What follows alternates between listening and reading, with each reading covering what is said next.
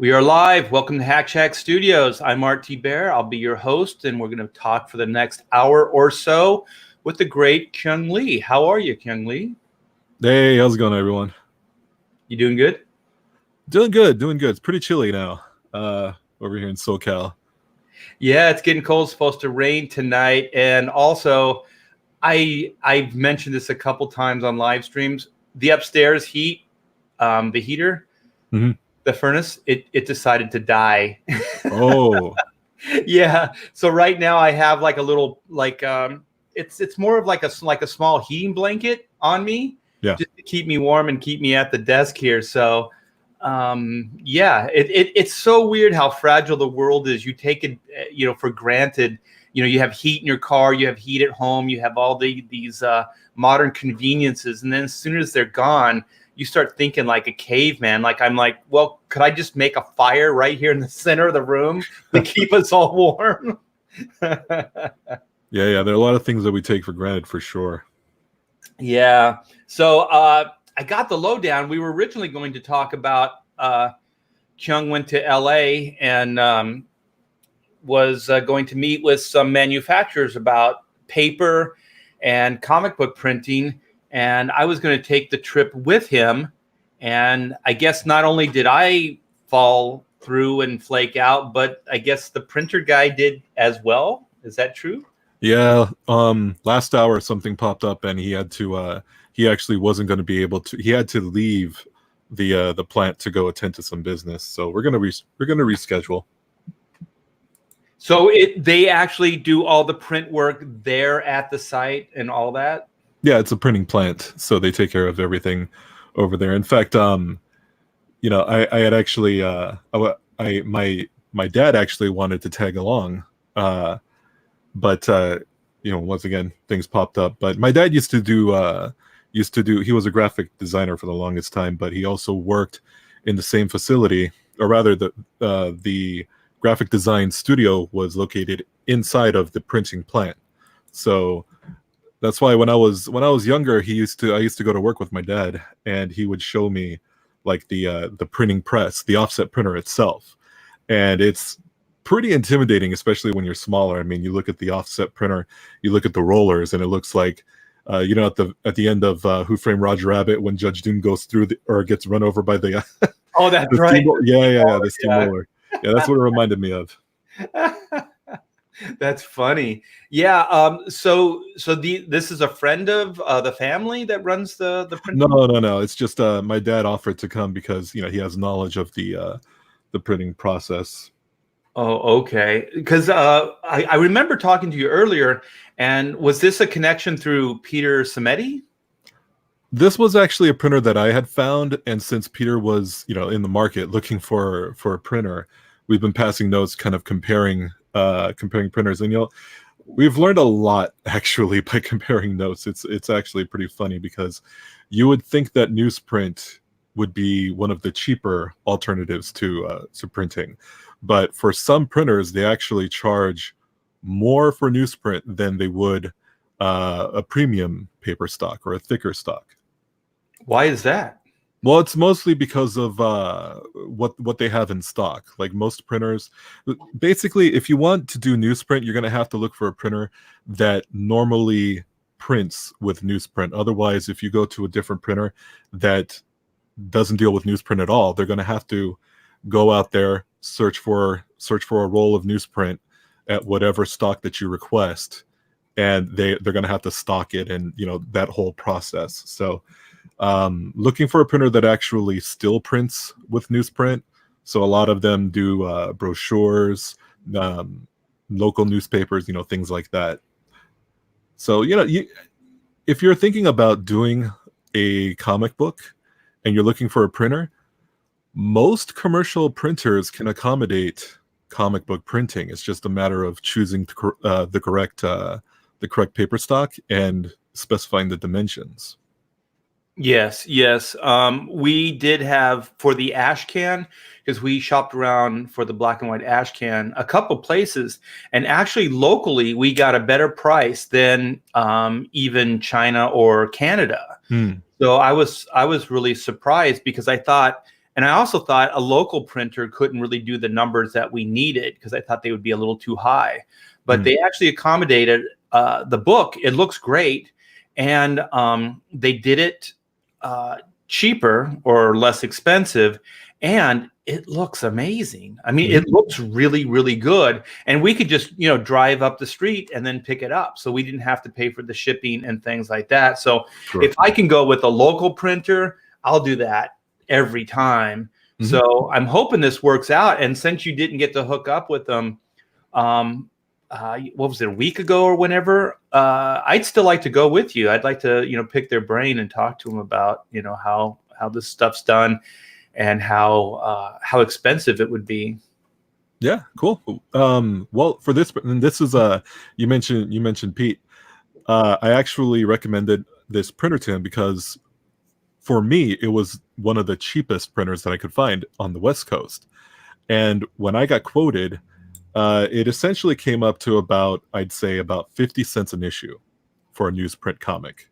Okay, is that full color, or your books are usually black and white, right? Yeah, black and white, 54 pages, with a 32-pound high bright newsprint. With I went with 85 cover stock. So I got quoted for a print run of about 5,000 for about 50 cents per copy. Pete asked for a quote, and keep in mind, I'm printing 5,000. Pete prints just tens of thousands, right? Yeah. He actually got quoted on the high end, like almost over $1 per copy, and that's insane. So we're not really quite sure how our quotes came up so mismatched, because you would think that for somebody doing mass production, the price would be lower. But his is full color and yours is black and white, right? Yeah, that might be one variable, but well, they have to, if I understand the printing process, they have to run that through the printer 4 times. Is that right, for the 4-color process? Well, for an offset printer, you have the CMYK, and it's for web offset, it's just one continuous web that runs throughout the you're right, one printer essentially does CMYK,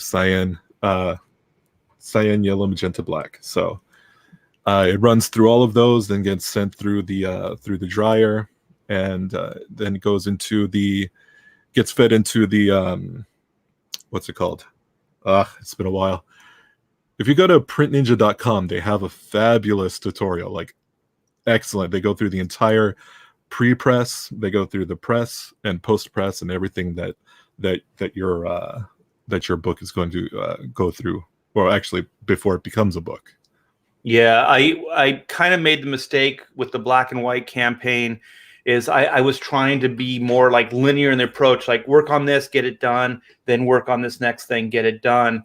But what I'm realizing now, and what I've taken from that, is that you really have to be multifaceted, and you have to think about these things in overlapping ways. So I did do a little bit of research on the printing just to get an overall basic price, but I didn't really get into, like building a relationship with the printer and things like that. And man, did I pay the price with white this time out. I mean, the book looks great. We've already got copies. It looks amazing. But holy crap, man! Just basic communication is it's almost like a foreign language, because they speak in numbers, they speak in pounds, they sure. In a different language. It's almost like legalese. And I kept telling him, because also I met with this was Global PSD. I met with his business partner at WonderCon. So I had a great meeting with her and everything, and I showed her exactly what I wanted. I gave her a copy of what I wanted. So I figured I wouldn't have to re-explain, all of this stuff. And so then they're saying, oh, you want this number, you want that number. You know what? They're talking that way. And so I finally told this guy, Steve, and I said, I don't work that way. I don't work in these numbers. I don't know what pound. I don't know what all this stuff means. All I know is that I want a normal graphic novel. You said you've printed these things. Normal by whose standards, though? Yeah. I just want like just a normal standard kind of graphic novel. That's it. No, And but that's the point, though. Every printer has their own standard. So, like, who's normal are you?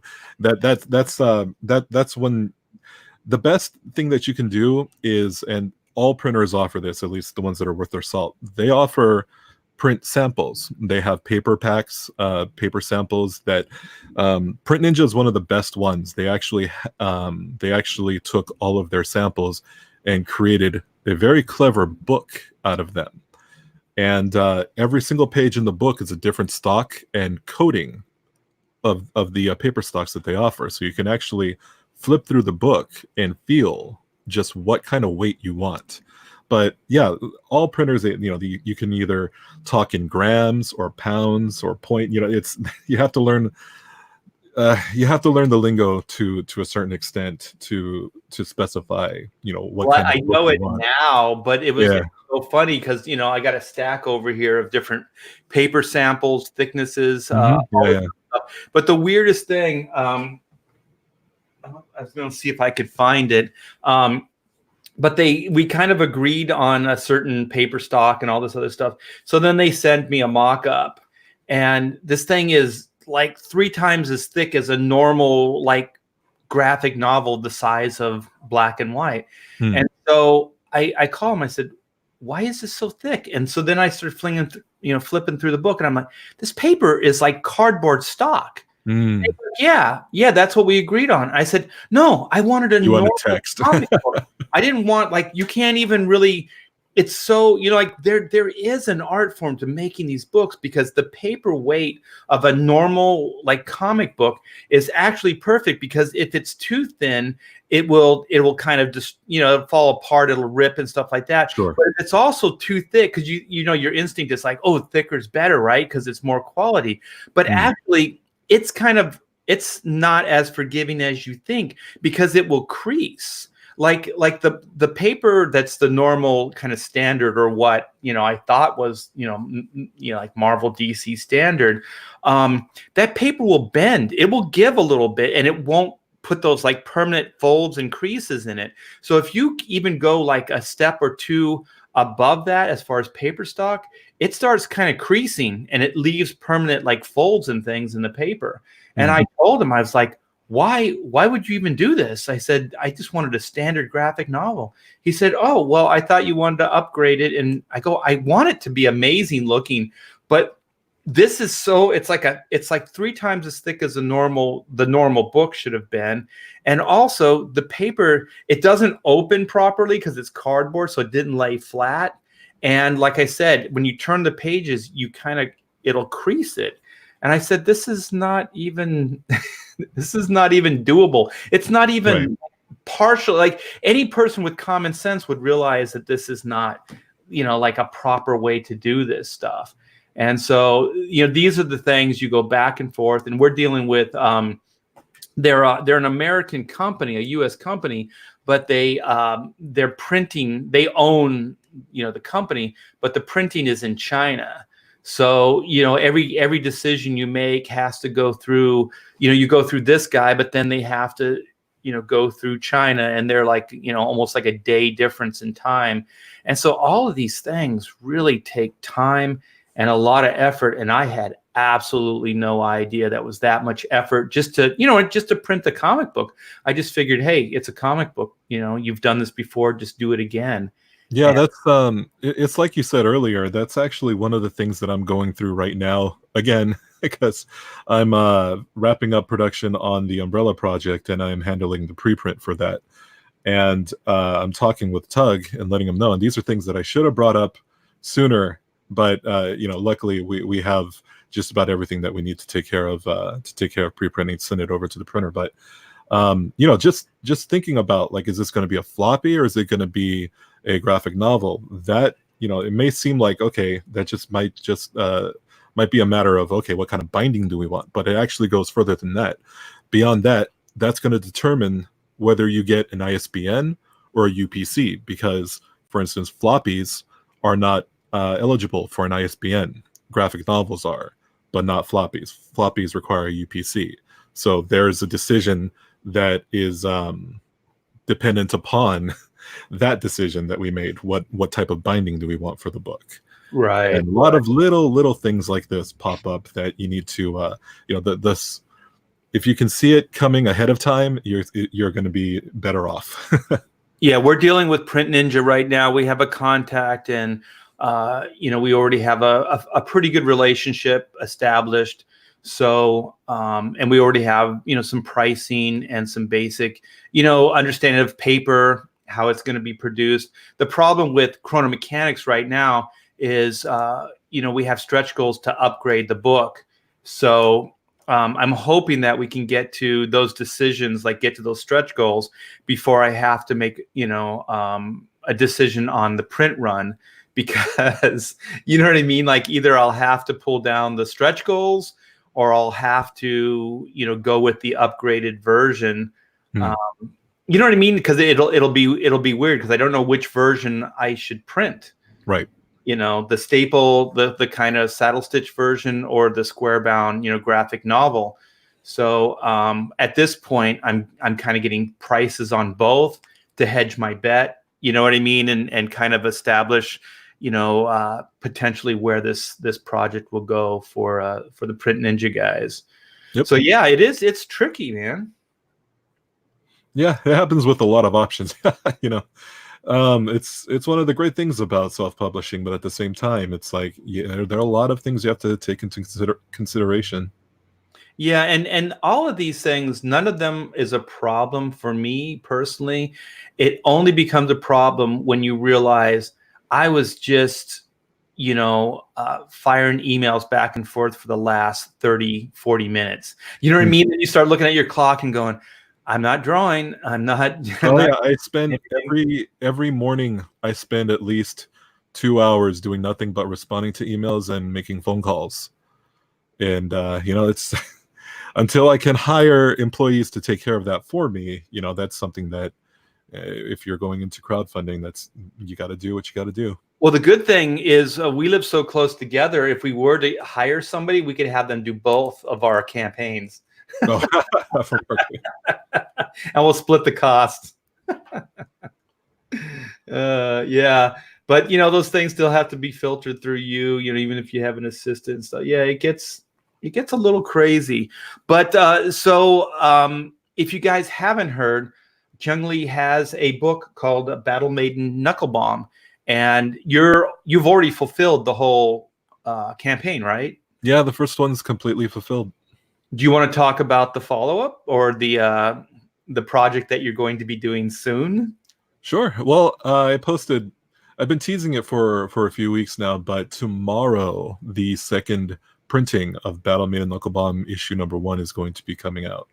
So that campaign, the whole idea behind the campaign is, as I was producing, because the first campaign launched over a year ago. It was in October of 2018 that we launched the campaign, and throughout the production process, we closed up the in-demand shop around April, I believe, and from April until right now, we've had a lot of new eyes come in and they see Battle Maiden Knuckle Bomb, but they don't have any way to purchase the first issue, and so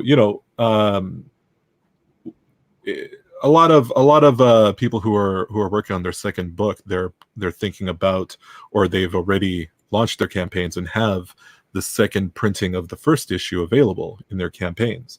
But then I started thinking about it, because I was going to go down that path, and then I started thinking, if I do that, that means that anybody who missed out on the first campaign and wants to get the first issue is going to have to wait for me to complete the second issue, send it off to the printer, get it from the printer, and then send it out along with the second printing of the first issue. And then they can finally read the first issue. And it's like, that's a long wait.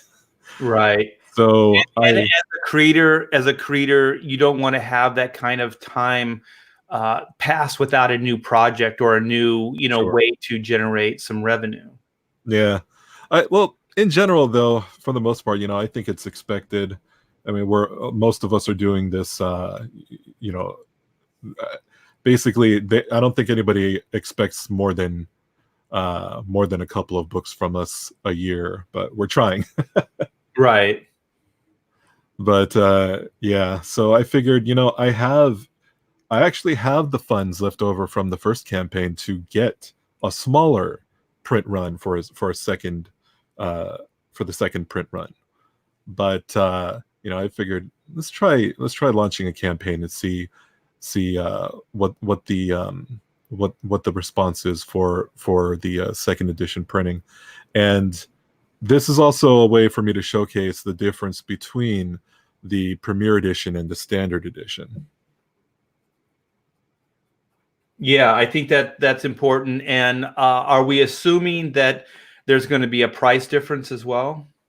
Oh yeah, it's the second edition, and basically the newsprint edition is going to be, it's a lot cheaper to produce, and as such I'm able to lower the price and make it more accessible. That's what interests me, is to try to bring some of the cost down, but actually at the same time have your prestige format, your your bells and whistles version, and then to try to do more of a standardized printed version. I think that's really cool. So if people want to be involved with the bells and whistles campaign and come in and get, a deluxe version of the book, they can, but at the same time, that they could get, a streamlined version of the book. I mean, it'll still have the same content, but it just won't have square bound, and for black and white, it won't have the square bound and cardboard covers, and the heavier stock covers and the glossy stock paper and all those other good things. So, right. So you're going to launch this tomorrow? Yeah, it'll be launching tomorrow morning. Oh, very cool, man. That's exciting. We've already built up a mailing list. Over 100 people have signed up for it. We have a contest that's going to be wrapping up in a few hours. I'm going to be giving away 5 of the Premier editions that actually, these books were returned to me. They were shipped out to backers, and they came back. And, Gemini mailers, man, they came back pristine condition. But I had to send out some new packages to those backers. So I got some extra issues to give away. That's cool. And those pre-launch, the Indiegogo pre-launch page is awesome. Expect that it will work. I read a little bit on, the Indiegogo says, well, traditionally with the pre-launch, you may get 10% of the people, to back your book. I'm telling you right now, we almost got 100% of the people that signed up for the pre-launch. And I think we had almost 300 people. Nice. So, yeah, it really, really does work. And I'm telling you, this crowd that we're, that we're selling to and that we're cultivating, man, they respond to this stuff, and they respond really strong. So you'll have a strong day tomorrow. I almost guarantee it. Yeah, I hope so. But I'm not expecting this to do better than the first campaign. If it does, that'd be great. But I'm not banking on it or anything like that. It's mostly just to offer up people who missed out a chance to get the first issue, because it's like anybody who watches like an ongoing anime. It's like you watch the episode, you wait for the next episode the next week, and you talk with all your friends or your siblings who are also following the series.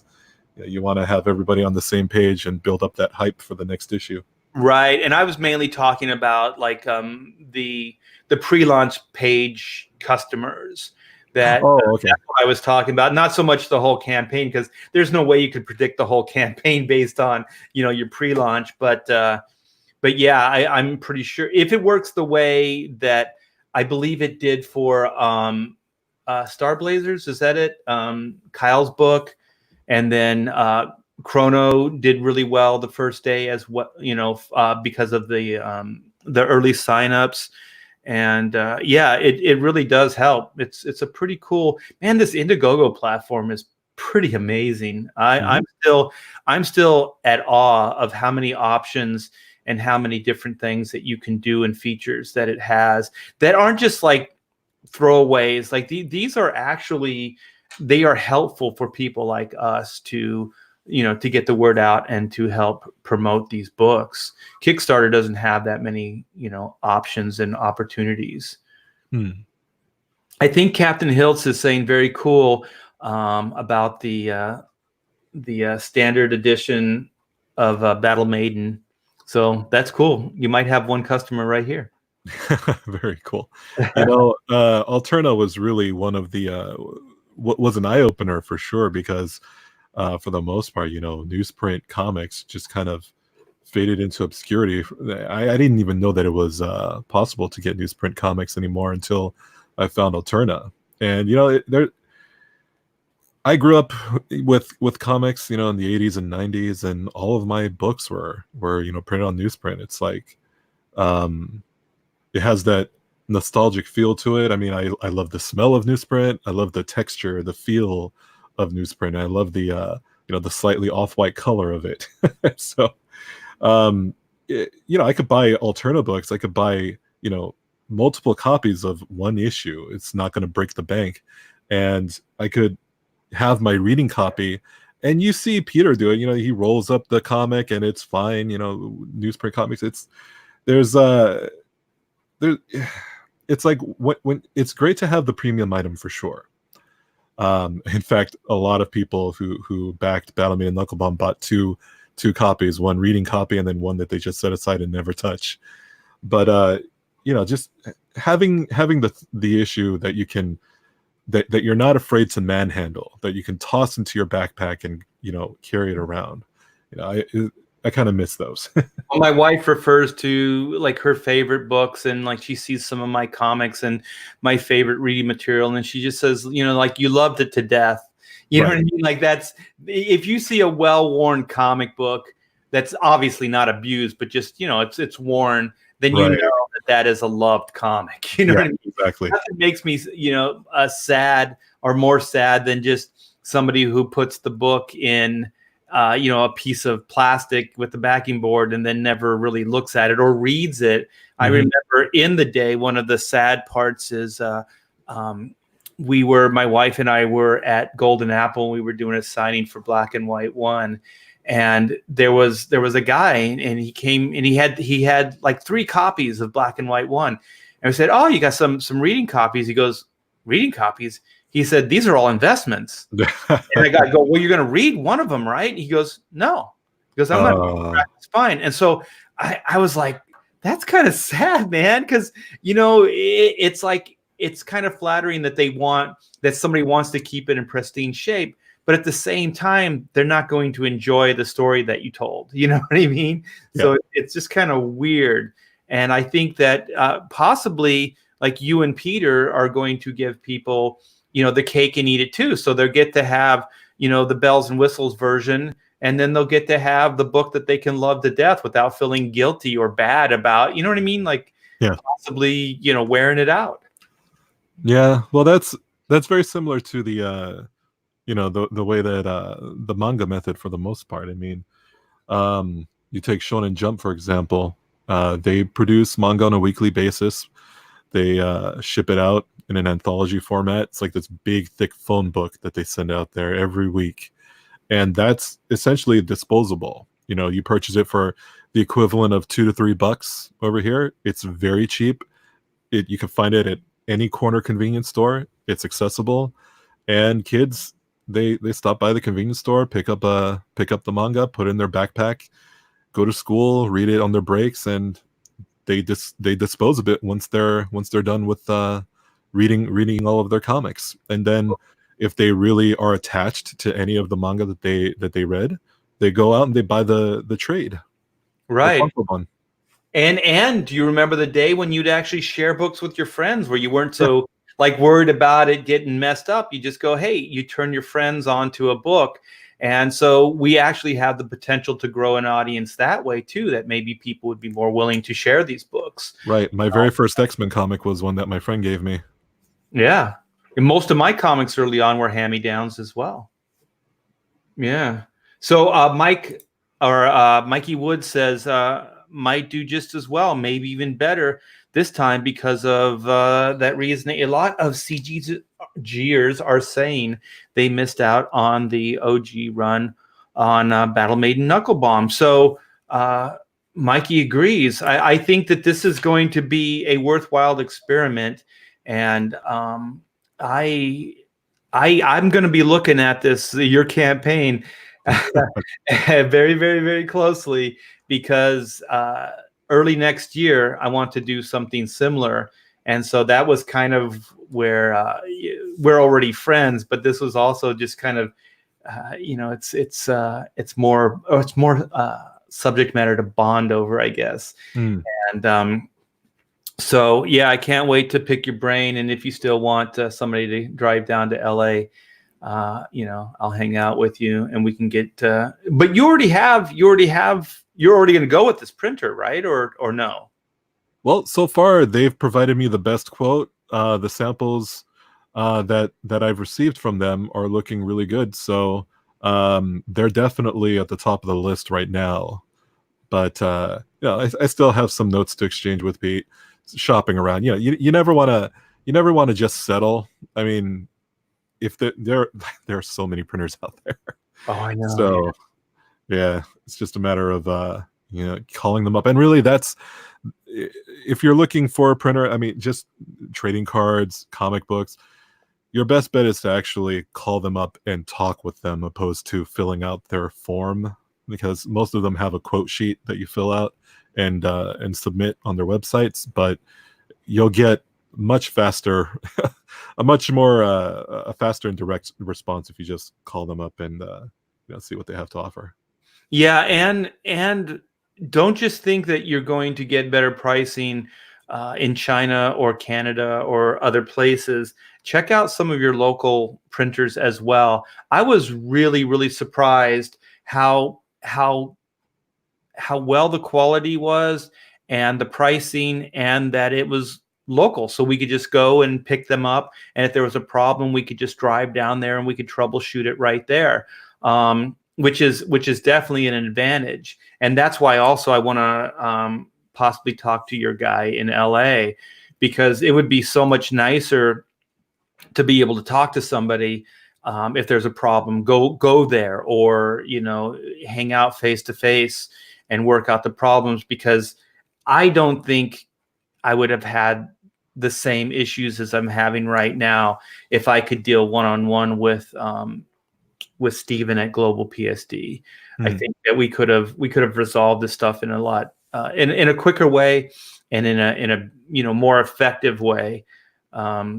So there definitely is an advantage to that. And like right now, Black and White is here in the States, like the final shipment, but it's in what do they call it, in shipping? It's in a dock somewhere. Oh, it's going through customs. Yeah, it's going through customs. So it is here, but it's still going to take, I think they said the 13th, so it's still going to take 10 days for it even to get here. So 10 days and it's already here in the States. Like if something happened, worst case scenario, on Battle Maiden, you could just drive to LA and pick it up, if you could get that much stuff in your car. You'd probably have to rent a truck. Yeah, for sure. But that's assuming it clears customs. Because don't say that. What I mean is, while it's in customs, you can't just show up and pick them up. Yeah. So that's fun. What else do you have planned, or can you share these plans for your Indiegogo tomorrow? Do you have different tiers? Do you have stretch goal plans? What? No stretch goal. Well, technically there is one stretch goal, but I'm experimenting a little bit, because Malin mentioned something a while ago that kind of piqued my interest. I want to give it a shot.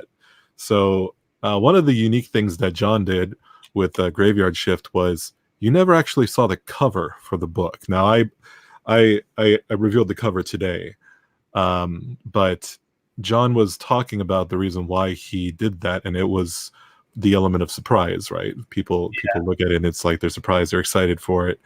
And so for this campaign, I'm not going to reveal what everything what all the contents of the campaign. I want to see if that surprise factor does anything for the campaign. But there are only 3 tiers, though. 3 tiers. There are going to be no perks added in. It's going to be very, very straightforward, very simple. And the one thing that I can say, though, is that I do have about last time it's about 1,000. So I have about 1,000 of the Premier Editions left that I'll be offering up through this campaign. But I only have about 60 sketch covers. So I have 50 of the sketch covers that are going to be available. And once those are gone, that's it. So because the first time around, I offered 50 and then I was able to add another 50. But now that's it. There are just 60 of them left, and I need to keep those 10 additional ones just in case there are any problems with shipping. I know one sketch cover, out of the 100 that were sent out for the previous campaign, only one sketch cover was damaged. So that's pretty good. Oh my gosh, that would break my heart. Like, you spend that time drawing, and I know your sketches are not like just quick throwaways. They're pretty detailed. They're penciled and inked. Yeah. Yeah. So, are you going to? Well, I know you're probably not going to tell me, but one of the cool things about the original Battle Maiden was all the trading cards. Those things were really cool. Are you going to offer anything like that with the standard edition? Yeah, there are going to be 6 trading cards. I knew it. That's cool, man. I'm telling you, this really is like the old 90s, because one of the things about the 90s were there was a lot of collector cards coming out as well. And so a lot of these Comicsgate Indiegogo campaigns have trading cards in them. So I think that's very, very cool. Like in Chrono, each one of the book tiers or each one of the books has an assigned trading card. So there's actually 10 trading cards all in all. And we're offering 4 more in the form of stretch goals, which I'm glad to say we hit 3 of them. And so 3 of the 4 trading cards are already, going to get into people's hands. So very cool. It's fun. I like all this stuff. It's fun manufacturing all these different side, things like trading cards and stickers. And I don't know if you've seen this. Sometimes it gets on screen. On my drawing board, Keung, I have your sticker that came with the Battle Maiden. Oh, really? Yeah, I have it on my desk here. Very cool. So I'm promoting your stuff here, your studio. Yeah, so it's very cool, man. So is there anything you wanted to add? Anything else you want to talk about? No, not much. I mean, man, I haven't been online these past couple of days. In fact, I took a break this weekend, my first day off. And I can't even remember when. But I actually found out that I had burnt out. It's very strange because I'm the type of person that if I'm not working, I become kind of anxious. So it's like I'm wasting time. I could be doing something productive. I could be working towards finishing up this project. What am I doing? But when you're just work, the way that I found out that I had burnt out was this. I think it was Saturday night. They had the Steam sale was going on, and so I purchased the game that I've been procrastinating on for the longest time. I finally bought Monster Hunter World, and so I played it for a good few hours, and then I went back to work, and I was just it was like my battery recharged, and so I actually got like 2.5 pages done in a single day. Pencils, inks, and tones. So I'm like, that's how I found out I was burnt out. So it's just a reminder to you guys out there, take a breather, have some fun. Take a day off every once in a while and play video games. But that's the thing, though. It's like drawing comics to me.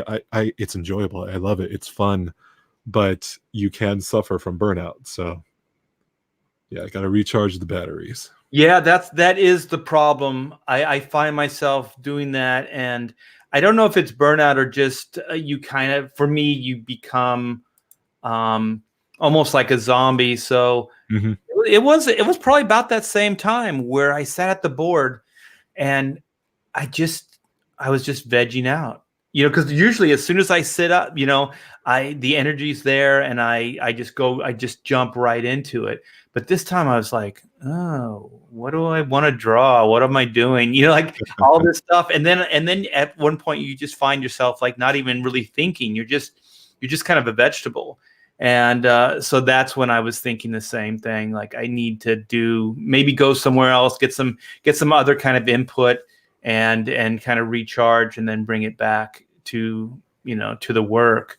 But the hard part is like what you found is you don't really know where that threshold is. You know what I mean? Like you don't Yeah. know where that burnout is, so all of a sudden you're just sitting there and you're just kind of unmotivated. And for me, my first thing is like, I just force myself. I just think, oh, you got to do this. You got to work today. You got to get this stuff done.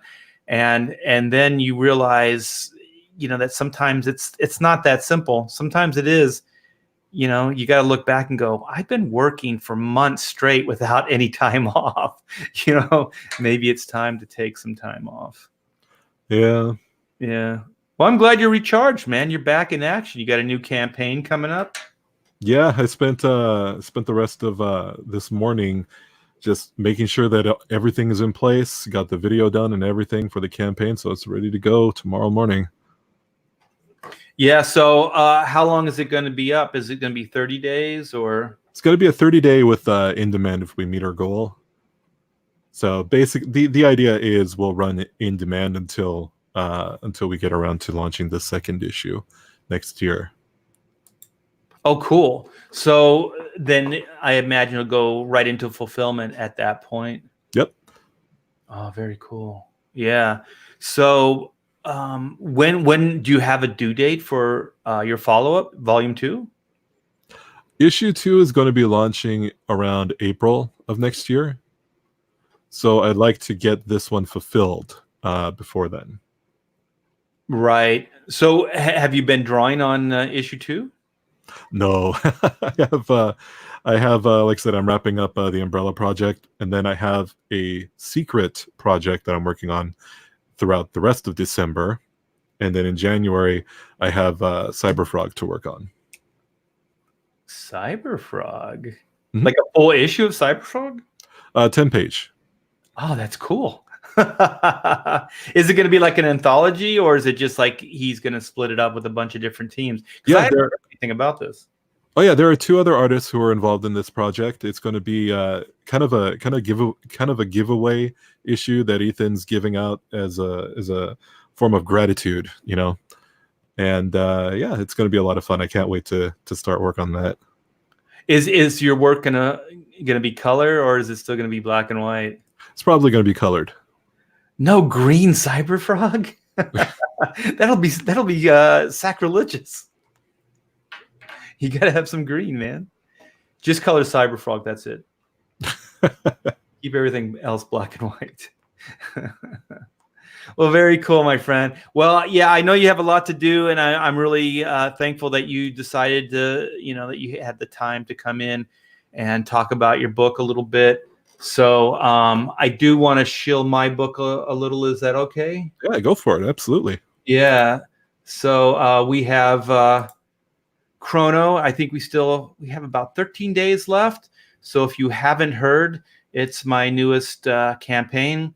So let me screen share with you guys, and I can go right there, because pictures speak volumes. So yeah, so Chrono Mechanics, they do more before the dawn of time than most people do all day. We're at 14,165. We have 180 backers, and yeah, we have 13 days left. I'm going to refresh this thing, see if something happened. 165. Ooh, yeah, we're at 224 right now. So thank you guys for backing. And I just want to share these with you guys real quick. I have 4 more of these that I'm going to be posting up probably tomorrow. So these reviews are still coming in, you guys. So we got our time machine and had these guys come over and give us some quotes. We showed them early versions of the book. Ben Franklin, what a cool guy. He's an inventor and an avid kite flyer. And so then, Einstein. So just fun stuff there. And so one of the things I'm going to do after Black and White is done is I'm not going to do serialized stories. I'm going to do more one and dones. So Chronomechanics is that experiment. It's going to be a 48-page. I want to make it into a graphic novel eventually, but right now it's a comic book. So, and we put the PG-13 in there just so people know that it's a little bit more adult, kind of with the sensibilities of Futurama or The Simpsons kind of thing. And so the story is basically about time repairmen and their wacky adventures. So it's the mundane meets the super fantastic. So it's basically Team 9.2 of Sector 7. They're the repair team. They work for Chrono Incorporated, and they repair the big machine known as time. So the big machine is basically a clockwork mechanized cosmic machine. It's nuts and bolts, man. This thing was built in the very fabric of time and space at the dawn of creation. So these guys, Chrono Incorporated, is entrusted in repairing the big machine. So with the mundane, the super meets the super fantastic, we have these guys that basically save time, which is basically saving the universe. But it's just their pain in the ass job. They're just these knuckle busting guys that go and do a job and never really get any accolades or thank yous or anything. So this story focuses on the new recruit, which is the guy in the center. So that's Doug. And Doug is a 70s rock legend pretty much. And he gets recruited into Team 9.2. And, most people are like, why would he be, recruited? Why would they see in this guy? And you'll just have to read the book and find out what and why he was recruited. He has a special ability that no one else has. So you'll find out what that is in the story proper.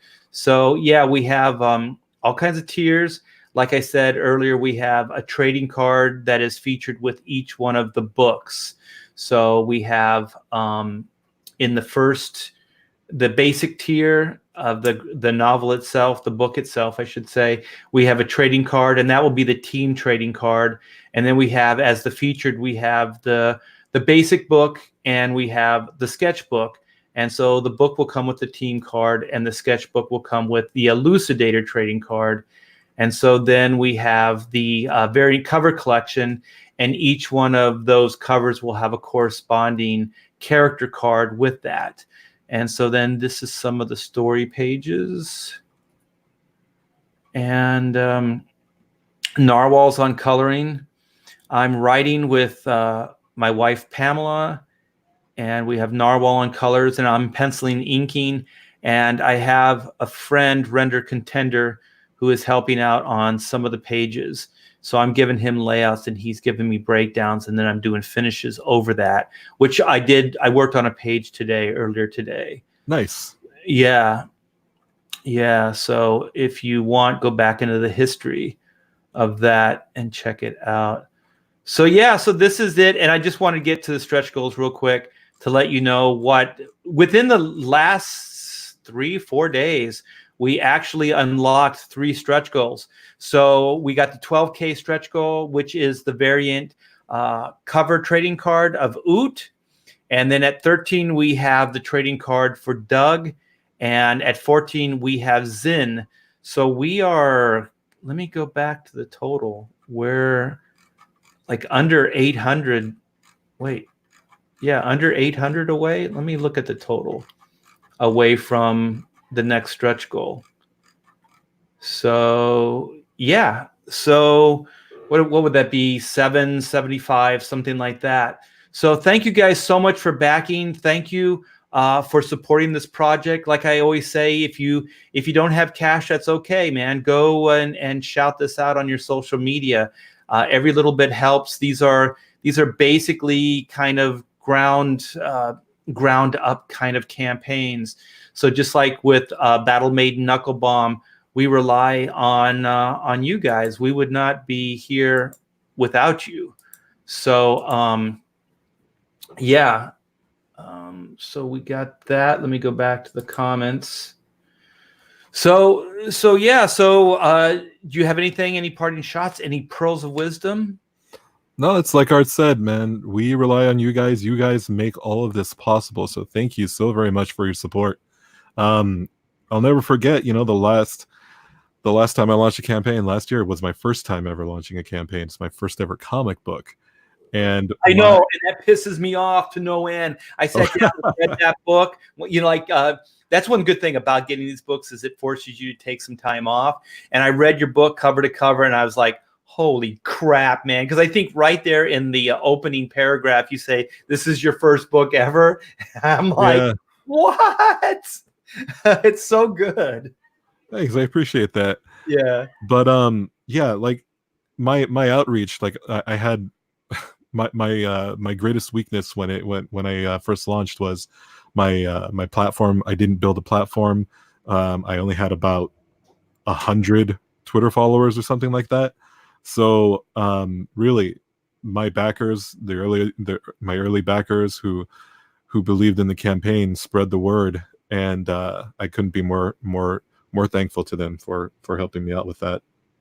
Yeah, and the thing that I noticed about Black and White, and I think it will happen with Chrono as well, is the longer you keep getting the word out, the more it becomes real to people. So I'm sure that Battle Maiden started kind of picking up steam as it went along. Mhm. And so Black and White did as well. So it didn't, I mean, not that it didn't start strong, because it started pretty strong, but it kept building. And then what we found is when we put it into the in-demand shop, it actually did well there too. And I think it's just because, like you said, you're still building your voice. You're still building your social platforms and stuff as you're putting these books out and as you're running these campaigns. So it also has the chance to become like a domino or like a ball rolling downhill. It just picks up momentum. It just picks up speed. So I'm thinking that that's how these things are going to work. The more you get it in front of people, the more you talk it up, the more people are going to trust you, the more people are going to like, what you're saying, and so on and so on. It's just like, Coca-Cola doesn't really need to keep branding, and yet they still do, because it's in the consciousness. It's always got to be in front of people, and that's kind of how it works. If you put things in front of people, then they start trusting, even if they haven't tried the brand yet. They start trusting it because they know that it's there, and it's a constant in their lives. So yeah. So your YouTube channel is pretty kick-ass too. You do a lot of insightful stuff on that.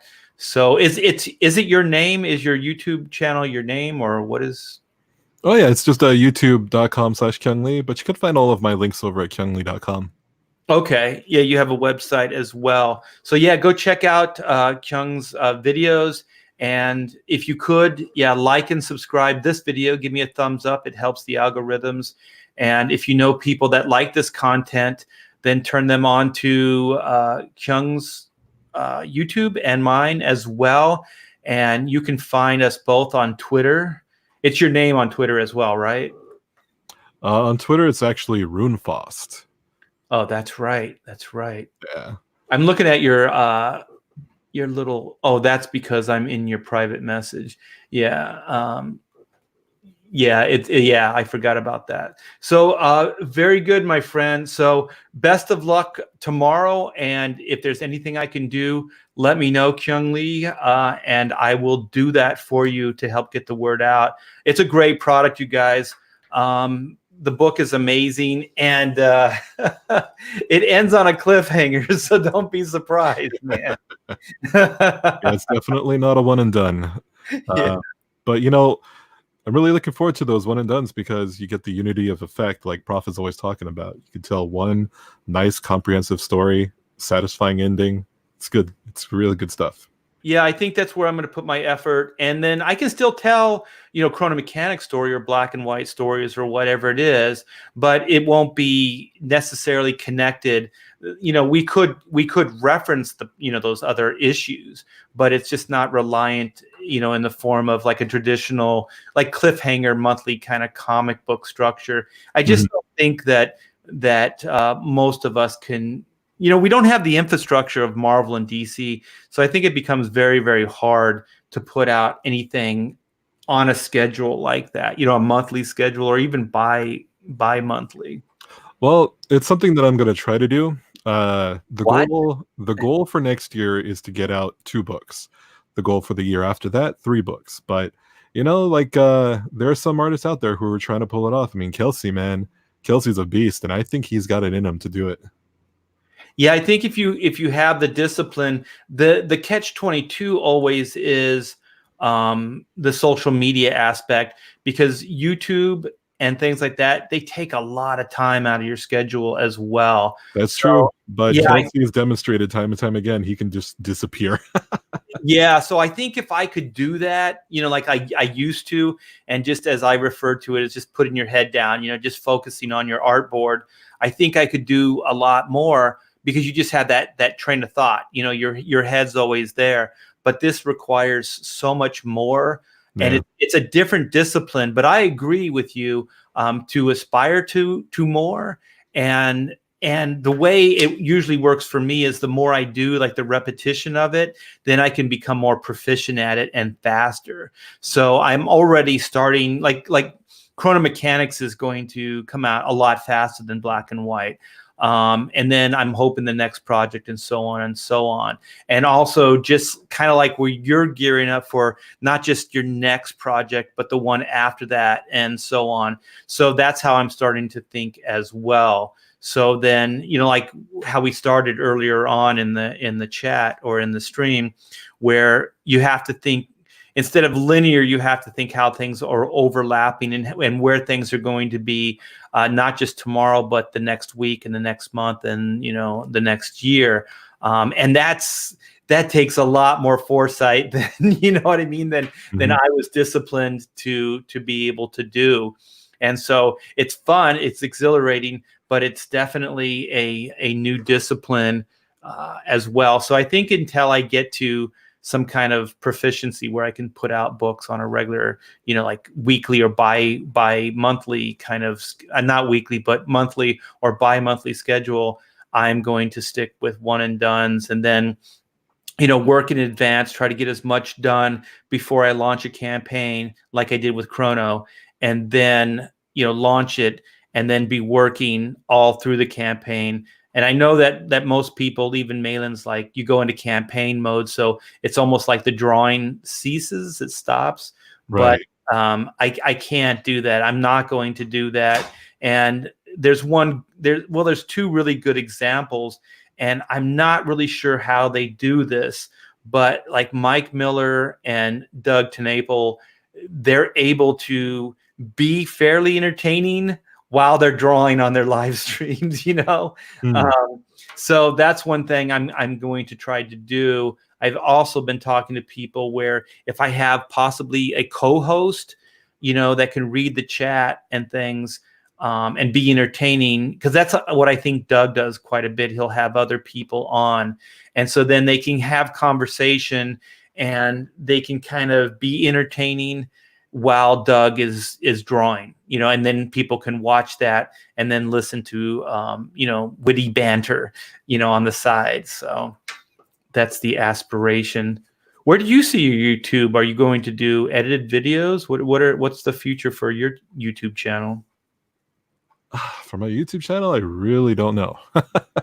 To be honest, yeah, I really don't have too many plans for YouTube. I do plan on uh, doing some game streaming every now and then, but we'll see how that goes. So what's your main outlet as far as social media then? Is it Twitter? For the most part, yeah. Yeah, Twitter for the most part, yeah. Yeah, very cool, man. Yeah, I'm one of those weirdos that I don't favor one platform over the other. So I'm constantly on everything. No, that's a good. You don't want to put all your eggs in one basket, that's for sure. Yeah, the one disappointment as far as basket was Instagram. My gosh, the promise of that platform when it first started, it was a lot of fun, but then somebody told me that Facebook bought it and the algorithms changed and it's becoming, I don't know why they're turning it into like, a bastardized version of Facebook, but Instagram just isn't that much fun anymore, man. I never got too involved with Instagram, so yeah. Yeah, Instagram was fun because it seemed like it was getting to more people. Like they didn't have like it's weird. Like Facebook says, "Oh, you have 5,000 friends," and then you get like a handful of people that respond to any particular post, and it can't just because it's not popular. It has to be because of the algorithms just aren't getting out to that many people. And then when Instagram started, it seemed like they didn't have those restrictions. So when you put stuff up on Instagram, man, you got response. It was great. Mm-hmm. Yeah. So it felt more like it was more accurate of what it should be based on your following, your followers. Or your fans or whatever they call it on Instagram. I don't know what they call it on Instagram. I guess followers or whatever. So yeah, I like the platform, but almost everybody I know that was kind of enamored with Instagram are now kind of falling out of just love with it because it's not as much fun anymore, man. It's kind of disillusioning when you put something on you're really proud of it, and then you just get a handful of people to respond. It's horrible, especially when you know what it could be, what it was. Yeah. Oh wait, we have Clownfish TV. I knew if we talked long enough. Twitter is a dumpster fire. Instagram used to be good for artists, but it seems like it's been declining. Yes, it has. And it is absolutely no fun. I was one of those Twitter guys that I didn't like the platform. I didn't quite understand how you establish any kind of following on it, but I'm kind of getting into it slowly, and I prefer it in ways over Instagram right now. And maybe it is because I'm entertained by the dumpster fires.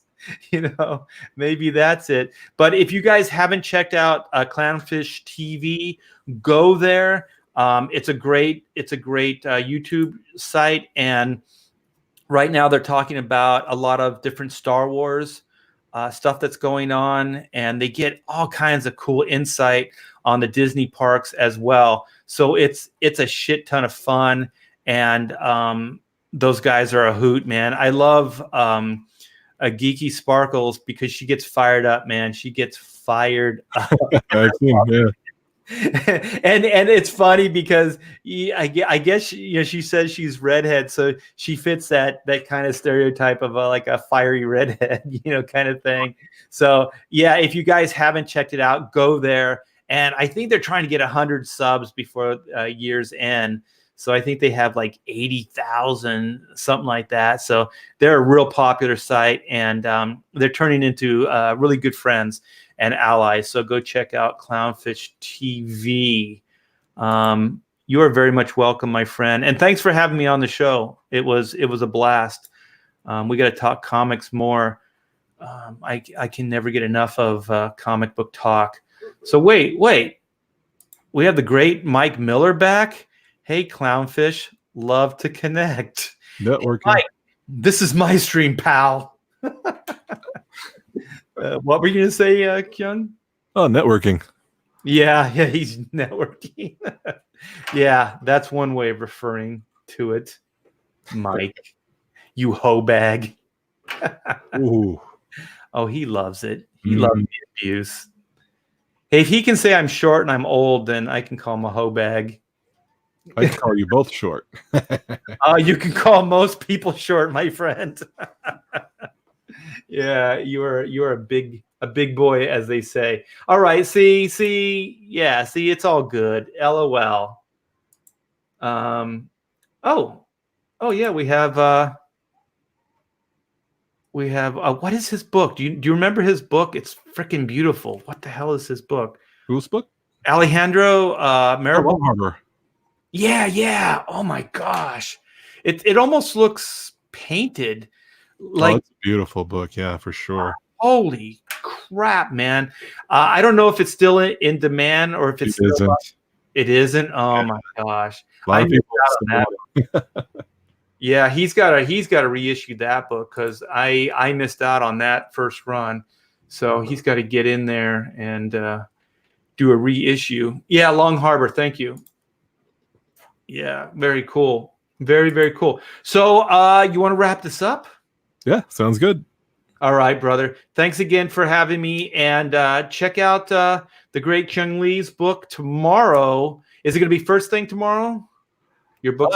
I think around maybe 9 a.m. PST. Yeah, Pacific So Standard Time. Yeah. Noon Eastern. Yeah. Yeah, well, very cool, man. I'll look forward to that. Everybody go check it out. Get in early because it really does help with Indiegogo. So the better Battle Maiden Knucklebomb can do, then he'll go up at the top of the list of Indiegogo as preferred. So yeah, that's very cool. Best of luck, brother. And go check out Chrono Mechanics, please. And if you like what you see, back a tier. So thanks again, everyone. Have a good night. Thanks to everybody in the chat, and take care. Thank you and good night. And good.